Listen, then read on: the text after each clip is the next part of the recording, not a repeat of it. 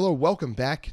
It is week 64 on Out on That Line podcast. I'm Geoff with my co-host Alex. As always, Alex, how you doing this week? I am firing on all cylinders, Geoff. I have been eagerly awaiting this album, this episode. I'm ready to rip into it like a child on Christmas. Hell yeah. Well, what do you say we just get right into it? Let's just do away with all the bullshit at the beginning of the episodes that we normally do. What the people want is they want to hear about Mitski. And her new album, Laurel Hell, just came out last Friday. We're recording this on Wednesday. We were waiting with bated breath for this album. Mitski has been, I don't think we've done a Mitski album on this show. We've talked about her plenty, but I don't think we've done a true Mitski dedicated episode yet. This is the first. This album, Laurel Hell, I think everybody was so excited for it because Mitski had retired, right? She had announced, she's like, I'm done making music. I've got other things I want to do with my life. But I think what you find out is her best way of expressing herself, which is something she needs to do, is done through music. People are given certain talents, and I'm sure there's plenty of other things that she's plenty good at. Maybe she's a great painter, she's a great drawer, great writer, whatever it might be. But music is where she made her bones. Music is kind of where she found the biggest audience to express herself. And I think it just makes sense that if continuing to express yourself is something you want to do, you pick the best medium for yourself to do that with. And so she came back. And how long was the break? Like 5 years since her last album, right? Be the Cowboy came out in 2018. Yeah, 4 years. Okay. Probably a little less than 4. We're still just in February in 2022. But, I didn't think I was going to see a Mitski album again. I thought she's always been very, very much like dedicated in what she does. So when she said she was done, I was like, I got no reason not to believe that. So when I heard this was coming out, just blew my mind. I was like, hell yeah, let's go. Couldn't wait for it to come out. As soon as it came out that day, I was listening to it. And I think this album, there was a lot of other people that felt the same way we did. I actually got this album 2 days early. I got to take a little crack at this. Sneak. I went to a local record shop and I won't out these people because I got a teenage clerk who had clearly been working there for like a week. And I think Be the Cowboy was released on vinyl. I think you can get limited editions of Bury Me at Makeout Creek and Puberty 2. But I walked in and I was like, hey, do you have any Mitski? And he goes, well, we just got the new one. And I'm sitting there, I'm like, it's Wednesday, my man. I don't think you can sell this to me yet. Maybe they can. I don't know. But, you can't get it on Spotify early, so you got to figure they're not supposed to sell it to you until the day it comes out. But I just took that and said, yoink, thank you. I bought Lingua Ignota, Sinner Get Ready, and I was on my way. I absconded with my prize. And I listened to it that night with Tanner. And I had a weird experience with it because we were listening to it, headphones on, listening to it on vinyl. I'm locked and loaded. And the more it went on, I was like, wow, this is really not the Mitski that I've grown to be very fond of. Bury Me at Makeout Creek is my all-time favorite. It's just because her first 2 albums that she made when she was at SUNY Purchase were like very classical. And then she just broke away from that and created this like frenetic punk folk indie sound that's like the song Townie off of that just smashes you in the fucking face. I love that song so much. I should do a singles video on that. But I was kind of expecting, like, her sound has changed over the years, but not as drastically as from Be the Cowboy to Laurel Hell. I was also getting shellacked in PGA on the Xbox while I was listening. So I think maybe I was a little salty while this was all happening. And it got done and I was like, it's good. It's undeniably good. But I don't know if I love it. And that bums me out because I was all excited to get this album and I could, like, dropping the needle on it was like a big moment for me. I'm such a fucking goober.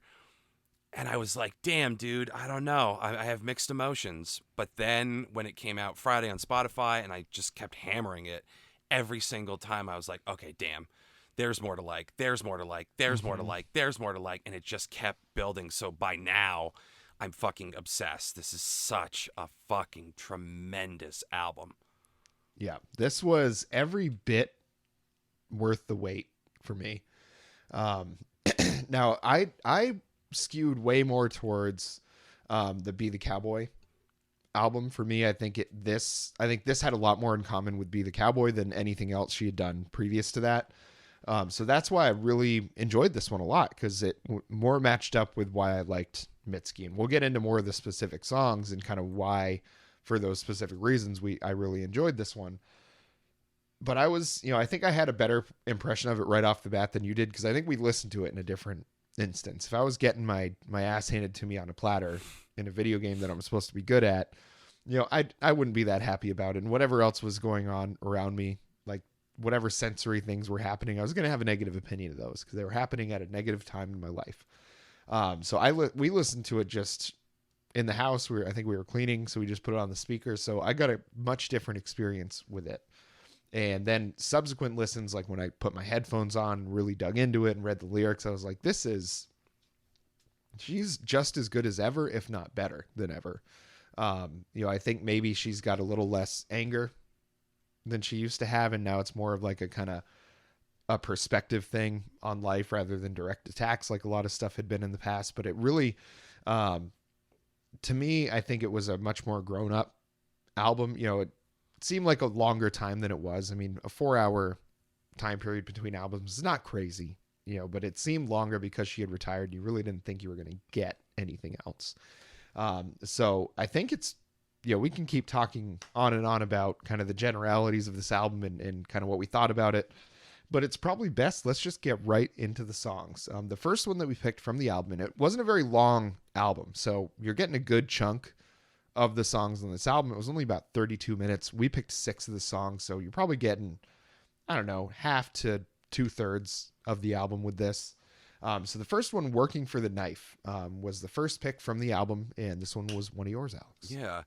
I really love this album as it comes on the heels of Be the Cowboy, because Be the Cowboy was kind of Mitski telling stories rather than getting personal. The rest of her music up to that point had been, like you said, there was a lot of very angry, emotional content, and it was a great window into what Mitski's artistic sensibilities were, and she wasn't necessarily a storyteller so much as she was sharing raw emotions with us. So Be the Cowboy kind of put up a distance between the listener and the material by telling stories in vignette. And Mitski's always had a very adversarial relationship with her fans. Not like she's shitty to them, but the phenomenon of having fans that are as rabid as hers are fucks with her. And that goes hand in hand with the whole thesis behind this album, which is you retire from music. It's a soft retirement, but it's a retirement. And you think that you can go on to have a different life, but then you find out that music is really what you were made to do, and you miss it. But if you return to it, it's going to kill you. Mm-hmm. And it's just like all these layers of irony and angst wrapped up in one another. And to me, Working for the Knife is the thesis statement of the album. It's embrace the darkness, embrace the suck, and let's explore some of the things that I've been feeling. I'm letting my guard down from Be the Cowboy, and I'm going to let you back into what my headspace has cooking. And Working for the Knife was really the thesis statement of this album to me. And I think this was a very good introduction, I think, because obviously it has to be acknowledged that she had retired, and I put that in air quotes. Obviously it had to be acknowledged that had taken place, and some explanation was necessary, whether, doesn't necessarily have to be in the music, could have been just a statement that she came out with, just saying why she came back. But this song, I think, in place of any sort of official press conference, whatever she might have done, I think this does just as good a job announcing that. It always talking about that pressure that she had to always create, and I think that's the curse of an artist as well as, a blessing, is while they have the ability to create and express themselves in a way that, at this level, someone that talented can do it in a way that the normal person can't do. The normal person can't express themselves that way. But it's also a curse because then you're almost kind of required to do that, right? When you have, like you said, if music is what you do best and who you are, I can see where she struggles with that because for me, picking up a guitar has always been a choice. That was never going to be the way that I made my career. That was never the way that I was going to change the world. It was just something I enjoyed doing.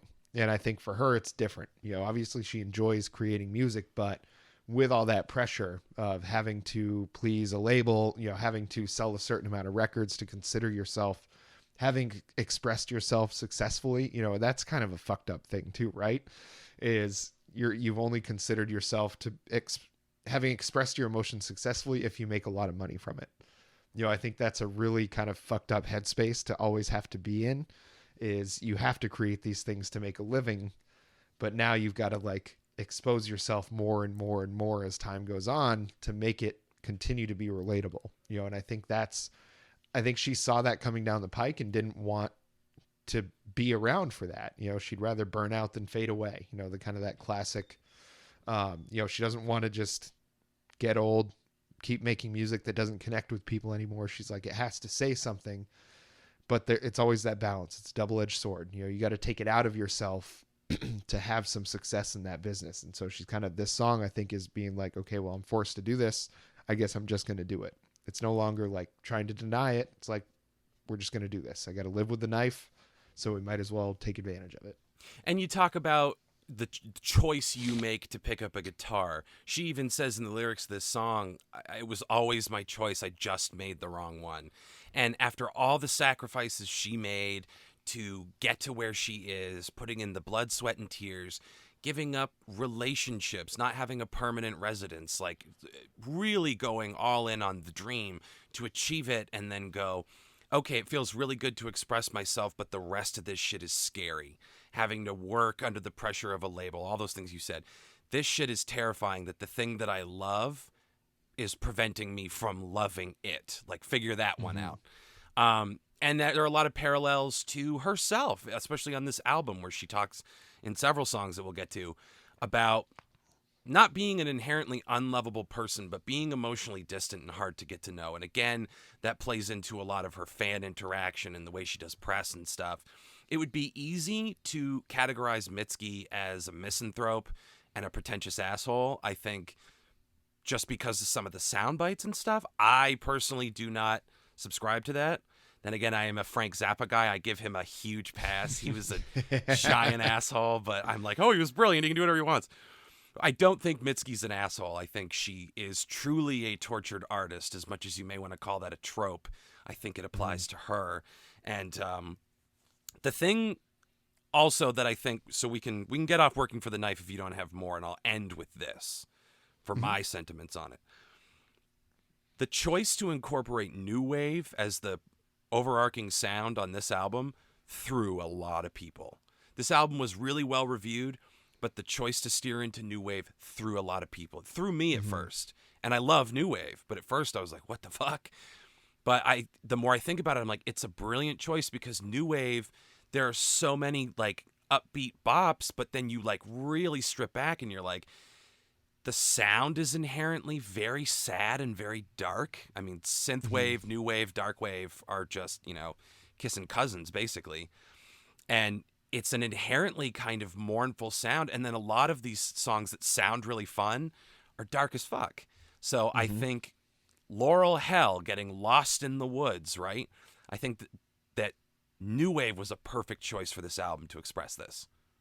Yes. And I happen to love new wave, not like the synth pop music of the 80s. I mean, it's just there was so much of that on this album, and I think that's why I liked it so much, is because I've always felt like Mitski, like her ballads, her slower songs, I've always enjoyed those, but when Mitski gets ripping, that's when I like her the best. Like, Mitski bops are what I came for.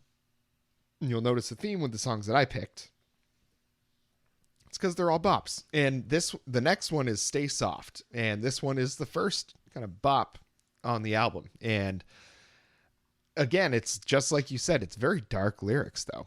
The pre-chorus, open up your heart like the gates of hell. It's like, we know what we're getting into by doing this, but we're going to do it anyway. And I think it's a very mature perspective, because it's all has to do with her like going back. Oh, it's funny. It's fitting that we do this after the Meatloaf episode. It's about her going back into hell here. It's like, all right, well, I got to put, she's lacing up her boots, she's putting her hard hat on. She's like, I got to go get these emotions out of me. The way I know how to do it is I got to get down in this deep, dark cave and make some music for a while, and then I'll be okay. And this song is kind of, I feel like a little bit more scattered than Working for the Knife as far as, kind of where it goes. But it's a very, like the way the verse comes out, fury pure and silver, you grip it tight inside like a knife.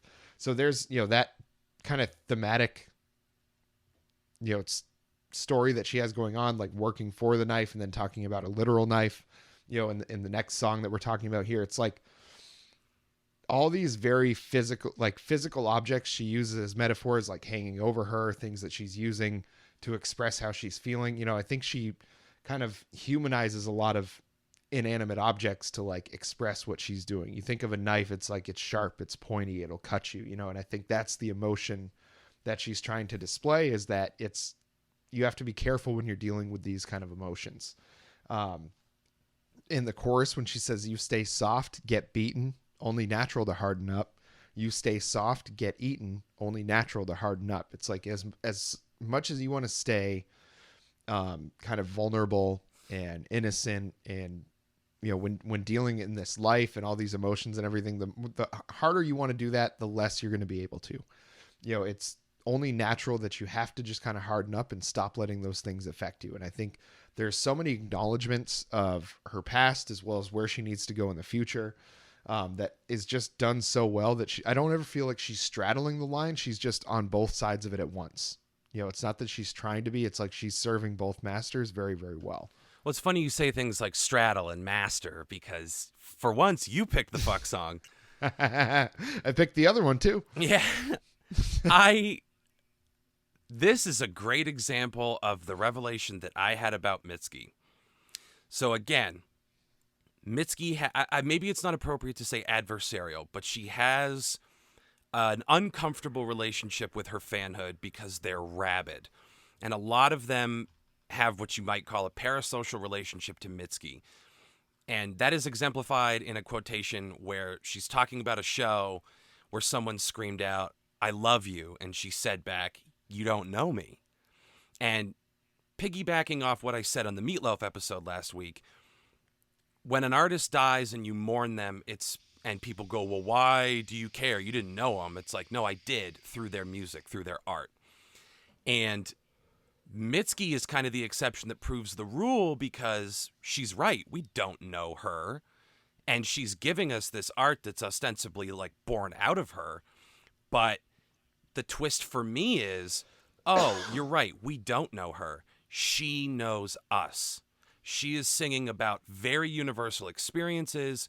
She is taking feelings that we all have and taking the shame and stigma away from them. Like, this song is about when you're emotionally damaged and you sublimate those impulses you try to take your loneliness and your dark thoughts and isolation, and you sublimate them into sexual contact, meaningless sexual episodes.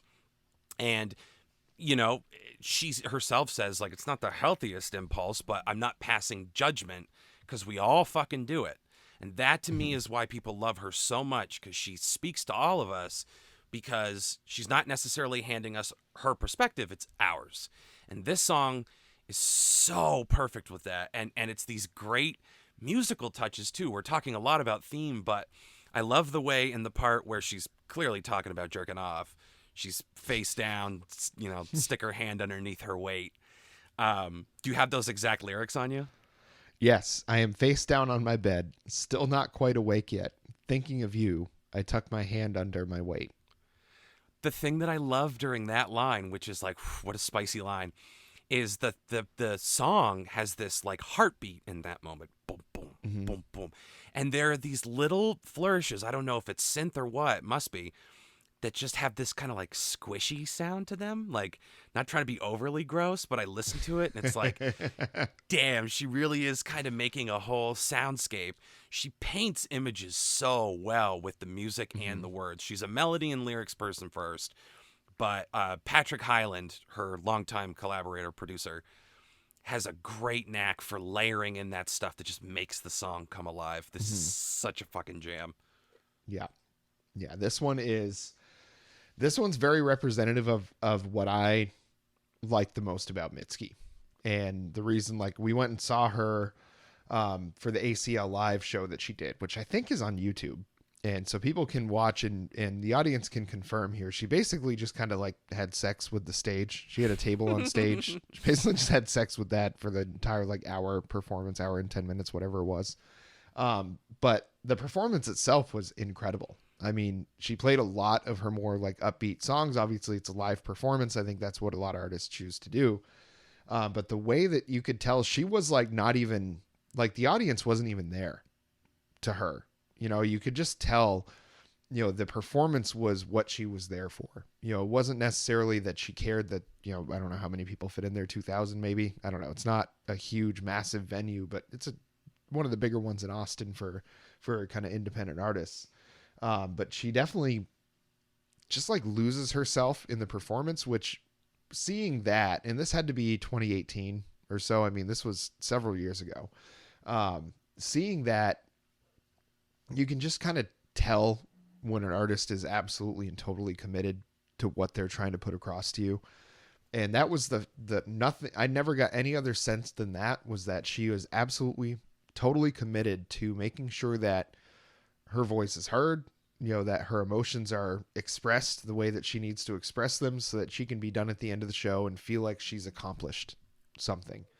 And, you know, there's not, I'm sure tons of artists are like that. There's not a lot that I've seen that really seem to connect so well with the audience while not connecting with them at all. You know, you could tell that's not what she was there for. But I think because of that, everybody just felt so connected to her through the music, you know, and I felt like she was like, this is the conduit I'm willing to give you to have access to me. So, you know, this is the only thing you're going to get. And I think when you zero in that much, and when that is the only way that she wants to express herself to you, you know, in a public manner, like that's what you have to accept. And she's so good at channeling that and making you understand through that small little conduit, like making you understand every bit of why she wrote these songs, why she felt the way she felt when she wrote them, and how she wants you to feel when you hear them. You know, I don't know, that last part she probably doesn't even mean to, but it's like I feel like the emotion matched with everybody. It felt like this like kind of weird vibe that you had with everybody in there, that we were feeling exactly the way that she was making us feel. And I think that's a great distinction too, like real quick to finish this one out. It's a great distinction. She does not have disdain for her fans. I think she trusts us and respects us enough, as hokey as that might sound, to maintain that distance and not worry about hurting our feelings. Because she's obviously don't create in a vacuum, and she needs Yeah. us to you know, feed her art and her livelihood. But I think it's a misnomer to say she has disdain for her fans. She definitely keeps the fans at a distance, but again, not out of distrust for them. It's out of distrust for the phenomenon, which is to be famous and to have people grabbing at you on stage. Like that's, you know, a lot of people with rock star dreams are like, yeah, I want to crowd surf and all that stuff. And it's like, at that point, that's just people that want to possess you. They love what you're doing, Mm-hmm. but they want to fucking possess you. They feel very entitled to you and what you do. I don't mean to Mm-hmm. say like, oh, Mitski fans are toxic, but they are rabid. Rabid, rabid, rabid. I mean like Taylor Swift and BTS levels of rabid, which is Yeah. great that she inspires that kind of passion, but I can see where that would be kind of alarming for her as well. Yeah. Yeah. It takes a certain kind of person to really wear that coat and be comfortable in it. And I Mm-hmm. think that's very few and far between that Mm-hmm. people are going to be absolutely comfortable with being that all the time. But the next song, Heat Lightning, this one was one of your picks. So I picked this instead of a couple other songs, even though it doesn't really demonstrate my point, which is you haven't seen Twin Peaks, right? I watched the first season. Okay, you know the theme song then. Yeah. Angelo Badalamenti, longtime David Lynch collaborator. This is a David Lynch song. This is something I could see him going to Angelo Badalamenti and being like, I want you to write a song for someone who hasn't slept in days. That's essentially what we're getting here, is another one of those soundscapes that Mitski is great at creating. The imagery and the lyrics on this one is fucking astounding, that she can say so much with so little, just the gentlest brushstrokes. It's right in the sweet spot where it's not super on the nose and clunky, and it's not way out there esoteric, putting a hat on a hat flowery. It's right down the middle in the most satisfying way possible. And to me, the really smart thing that this song does that typifies Mitski's great instincts, there is always one element in her songs that is hanging on, keeping a straight beat, moving the song forward. One element. It could be a guitar, a piano, usually not her vocals, drums, something that is marching to a beat, keeping the song on the rails so that the rest of it can get kind of loose and not sloppy, but it can swing. Tanner and Zach and I and a bunch of our friends went to see Corey Wong and the Wong Notes last week, and that is a very technical, tight group. I mean, they're funk all the way, so it's all these musicians who have to be tight together, but it still swings by the nature of it being funk, but it's very technically tight. And I like that Mitski puts one element in there to kind of build everything around, and then lets herself get kind of loose, like the guitars on Working for the Knife, that kind of loose, off-kilter sound. Again, very David Lynch, very Angelo Badalamenti, where you're just barely keeping a hold on it. And that's why I was like, I gotta go with Heat Lightning. I gotta go with it. I gotta do it. Yeah. Yep. I think songwriting-wise, this one is among the best on the album. As far as just kind of the picture that it paints, the way that she structures everything, I think this one is really, really strong. And the kind of narrative part of verse 1, like heat lightning running outside the window. I've laid awake since 1 and now it's 4 o'clock. Though I've held on, can't carry it much longer. On the ceiling dancing are the things all come and gone. So it's this, everybody can kind of put themselves there when you like really can't sleep. The thoughts are dancing around your head. I think, on the ceiling dancing are the things all come and gone. I think that's kind of like the personification of those thoughts, or like, making physical form of the thoughts that are bouncing around your head. That's kind of the sense that I got from that. And it's a very like Springsteen-esque kind of thing. It's very Dancing in the Dark, kind of style songwriting as far as that goes. Cause it's very much like verse, chorus, verse, chorus. Like it's very A, B kind of structure, but that's good for Mitski because there has to be some like real continuity, right? You can't just be totally off the wall. That's how you get like Frank Zappa or like King Gizzard. It's like everything is totally off the wall all the time. It's hard to find a thread to follow. But she does exactly what you say, is like she gives you threads. She's like, okay, it's going to get a little stormy here. Here's this rope to hang on to, to make sure that you're kind of guided through the song. And I think on this one, the way that she writes the lyrics, it's very easy to follow it in kind of narrative sense. And it allows you to put yourself in her shoes to kind of take you through the rest of the album as well. Yeah, saying that it's like a rope to hang on to is a great visual for it. It's just like that little tugboat in the dark that's just going to make sure that you get from A to B, and it allows for all that experimentation around it. It swings. It's a very like low-key contemplative song, and then it does the classic Mitski where it bursts in the middle. And I like that. I like those little emotional outbursts. Like when you can't sleep, there are moments where you're just kind of lying there, and then you get fucking mad and rile yourself up more and try to come back down. So again, she's the master of creating a very visceral feeling and sensory experience with her music. Yeah, this was a good one. And the next one that we're going to talk about, The Only Heartbreaker.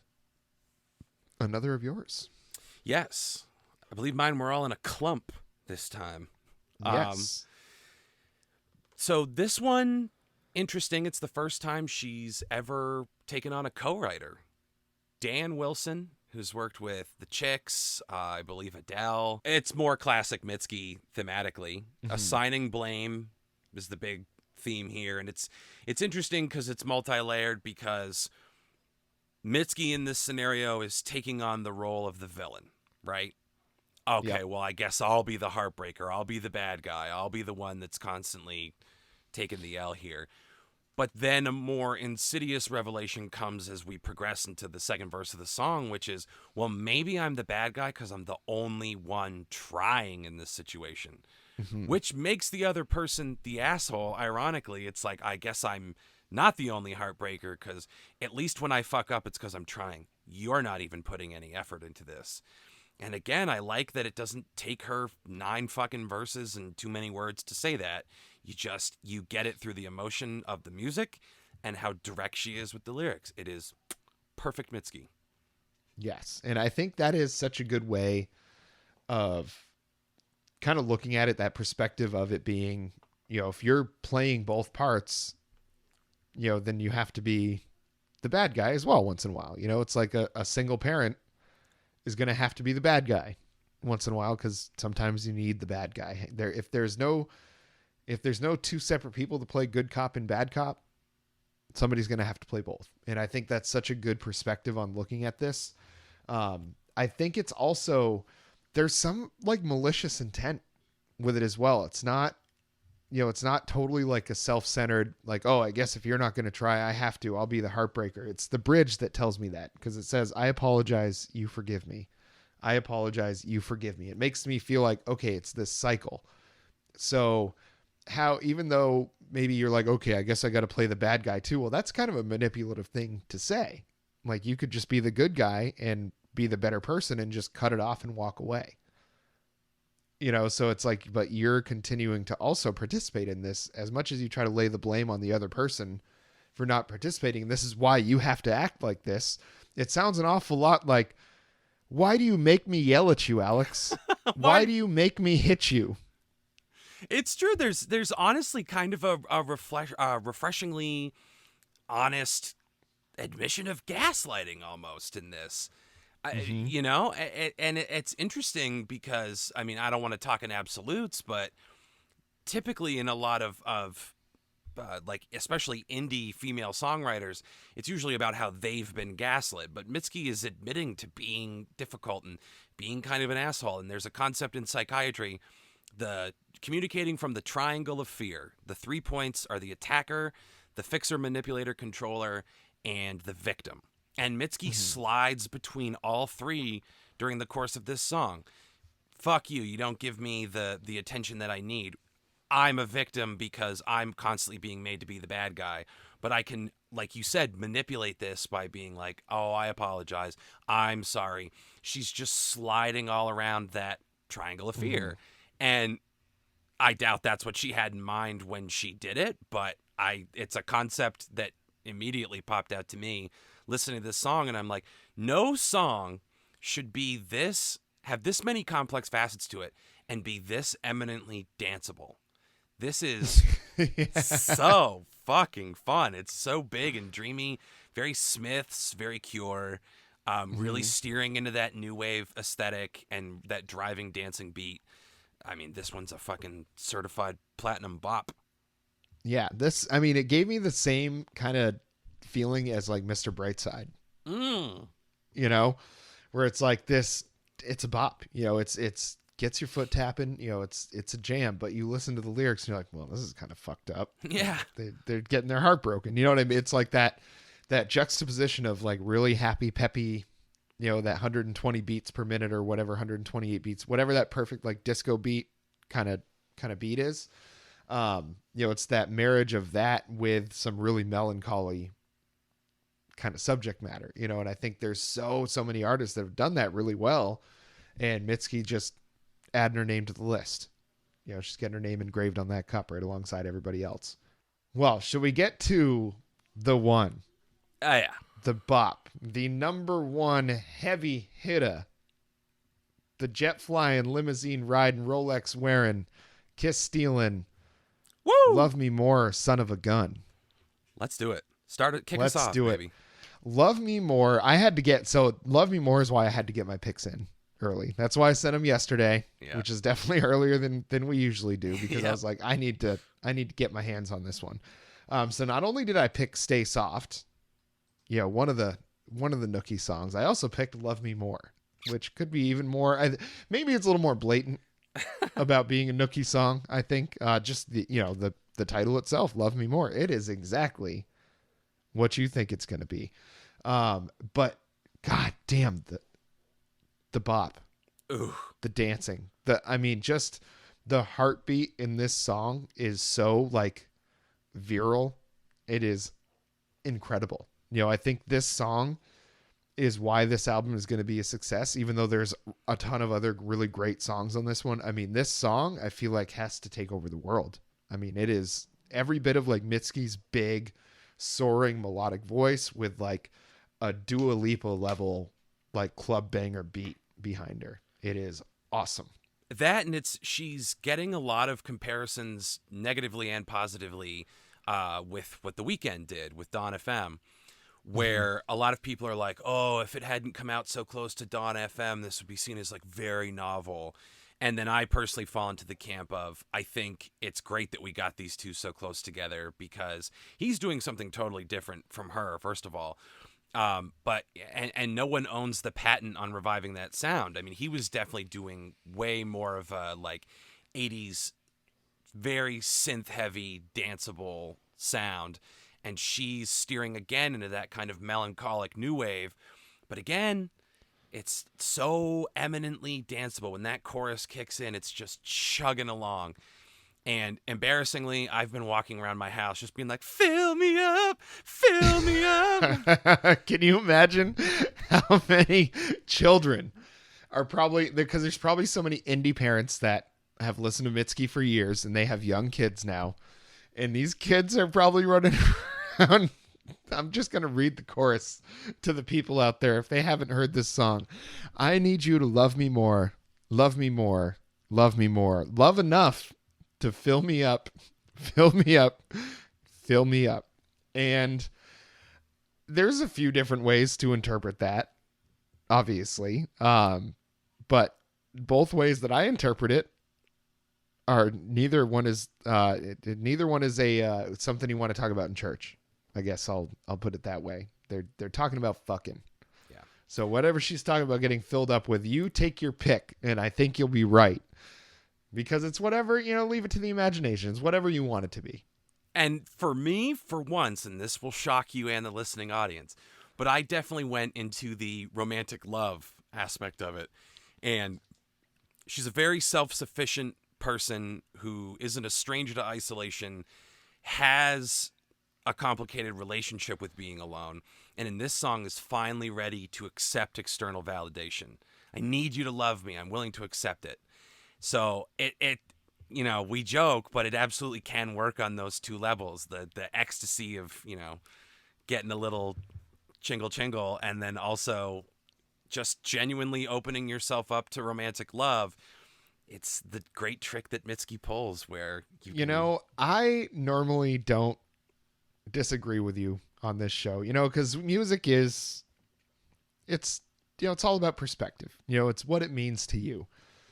But I'm just going to point out a couple lyrics here that I think she's talking about.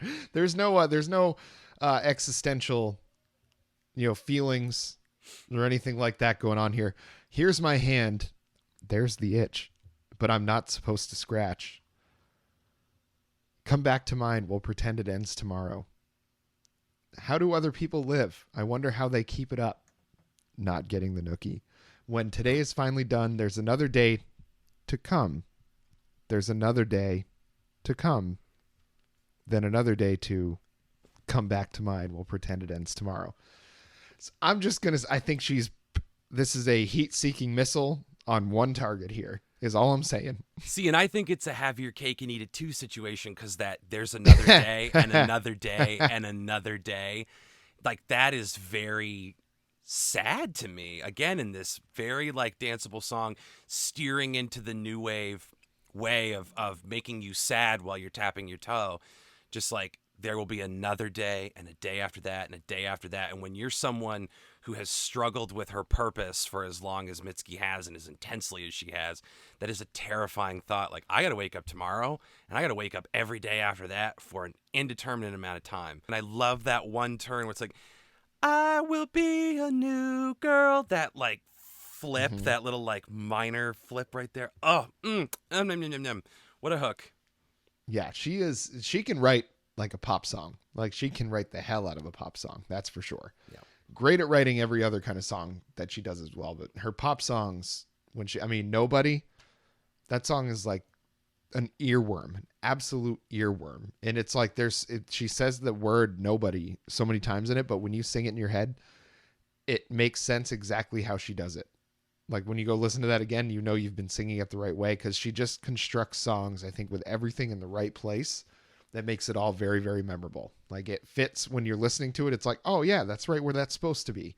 And so it just ingrains itself in your memory. She's so good at making, very kind of basic pop structures, but then really painting with her own brush everything outside of it. But it's all got that main backbone, that main spine that holds it all together, and then she just kind of goes nuts with the rest of it. And the last song we're going to talk about is another bop, Should Have Been Me.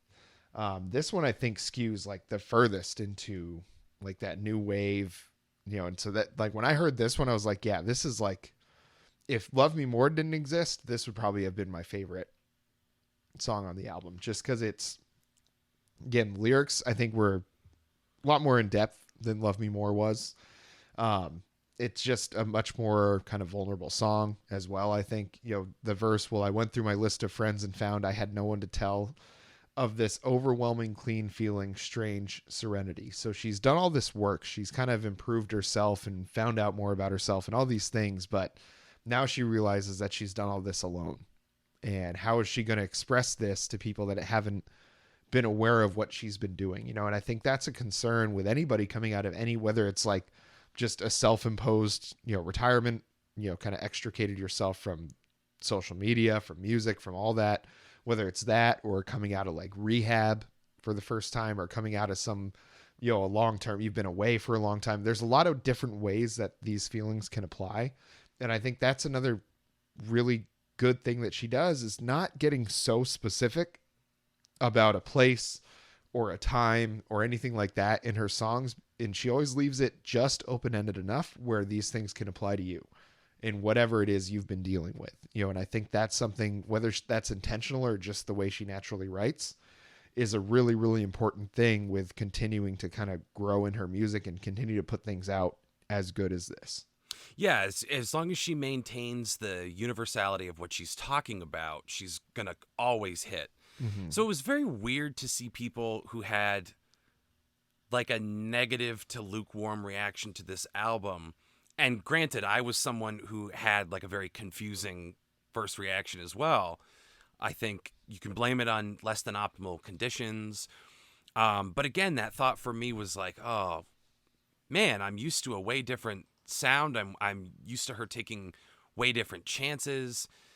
I don't really know what to do with this. And then you have that realization. You're like, well, from her first two albums to Bury Me at Makeout Creek, there was a huge paradigm shift. And you lauded that. She's someone who likes to reinvent herself little by little. So why would you be surprised that this is another paradigm shift? Mm-hmm. And a lot of people were like, ugh, it moved into a bullshit pop direction. And this song specifically is being cited as her burying her talent under a lot of artifice. And a lot of the instrumentation and production choices are very stark. That ting, ting, ting, Mm-hmm. ting. And this one is so Fruity Loops Studio. It smashes you in the face, but it's not unenjoyable. It is ornamentation because this song needs it.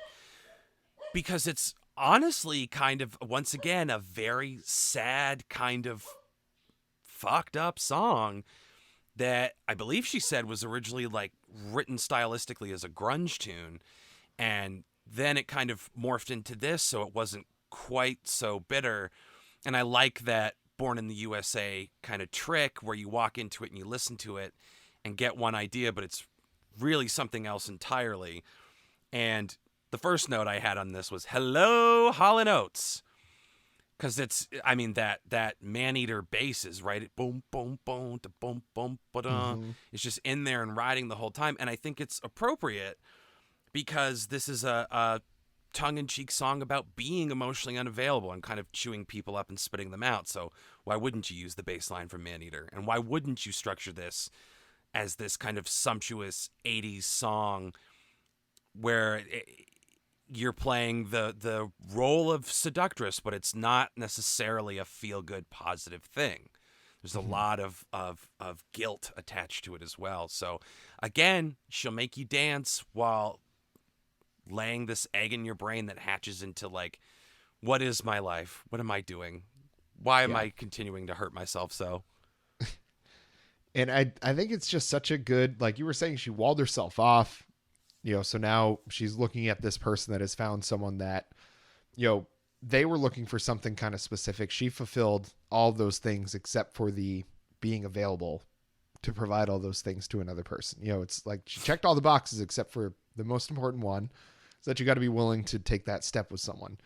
And so now she's seeing, and I think this is instead of being angry about it, which she could have been, she's like, oh, you just went and found someone new that looked like me. It's, I think, acknowledging that it's kind of her fault that it didn't work out, that she, in not saying that she should have like known better, but she was going through what she went through. The timing was wrong for them to work out at that point. So now they've moved on to somebody else, and clearly they have, an interest in a certain kind of person. So, it shouldn't baffle you that they would end up with someone like her.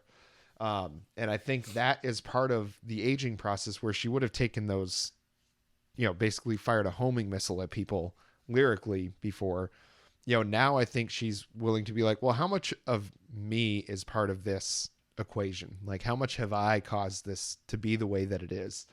And I think that's such a good sign of somebody that probably is growing up, emotionally becoming a lot more mature, but also just generally finding out more about themselves so that they have more to access for their art in the future.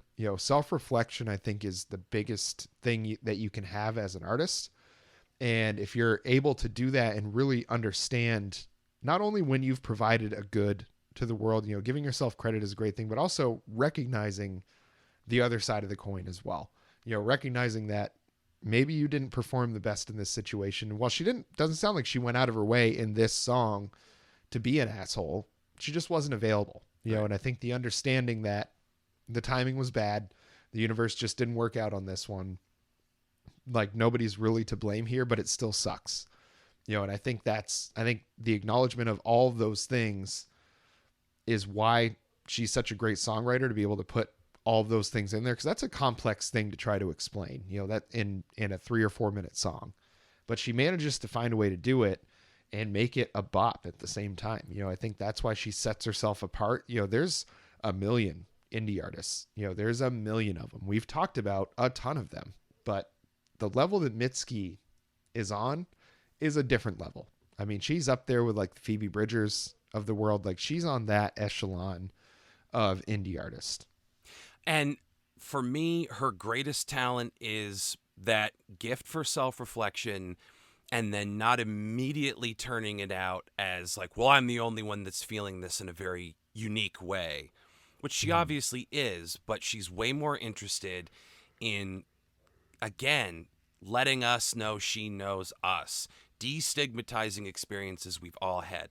I don't want to go telling tales out of school, Geoff, but I consider myself something of a playboy.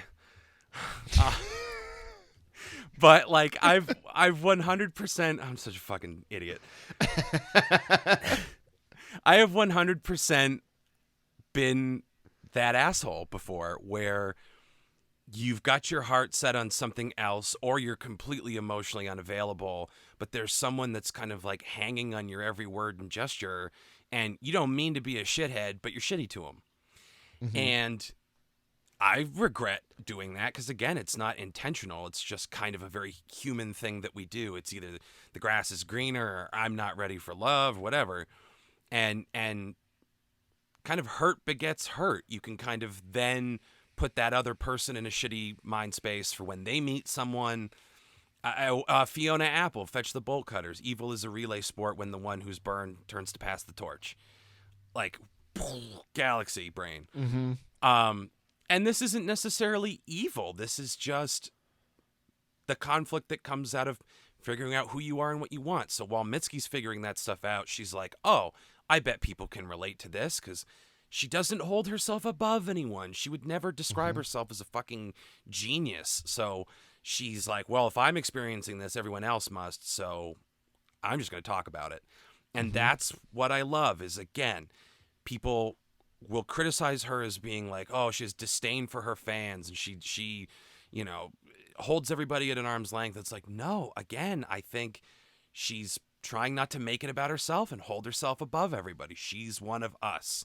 And that's how we relate to Mitski. And it's, again, the most brilliant trick she plays with her music. One of us. One of us. One of us. Yeah, this album, for me, stream it 100%. Absolutely worth the wait. If you're a Mitski fan, I think you're going to find so much to love about this one. There might be some new things for you to get used to, but overall, absolutely a Mitski album. And I thought it was a damn good one. Valentine, Texas, the first track, might throw you a little bit. It certainly did me. Stick with it. What, are you fucking crazy? This is a big time stream it. I would borrow a page from Tanner and say, go buy it on vinyl. Absolutely.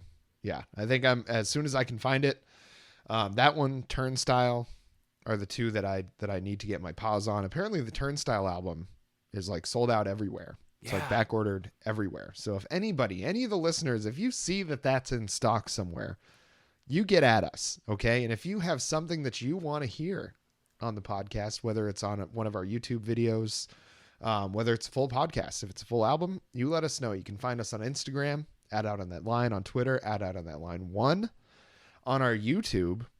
You could be among the next 100 subscribers because we've already surpassed 100 subscribers.